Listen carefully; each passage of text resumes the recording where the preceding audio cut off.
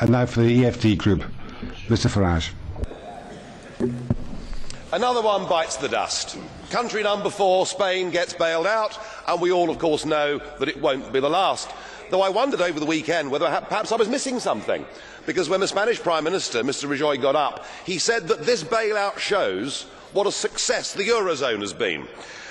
And I thought, well, having listened to him over the previous couple of weeks telling us there wouldn't be a bailout, I've got the feeling after all his twists and turns, he's just about the most incompetent leader in the whole of Europe. And that's saying something, because there's pretty stiff competition. Indeed, every single prediction of yours, Mr. Barroso, has been wrong. And dear old Herman Van Rompuy, well, he's done a runner, hasn't he? Because the last time he was here, he told us we'd turned the corner, that the euro crisis was over, and he hasn't bothered to come back and see us.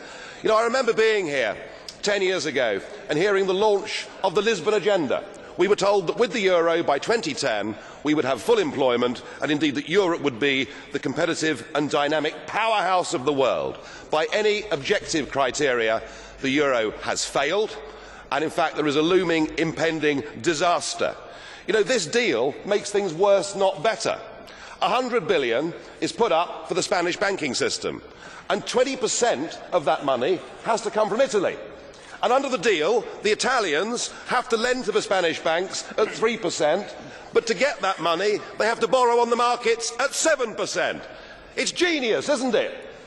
It really is brilliant. So what we're doing with this package is we're actually driving countries like Italy towards needing to be bailed out themselves. In addition to that, we put a further 10% on Spanish national debt. And I tell you, any banking analyst will tell you 100 billion doesn't solve the Spanish problem. It would need to be more like 400 billion.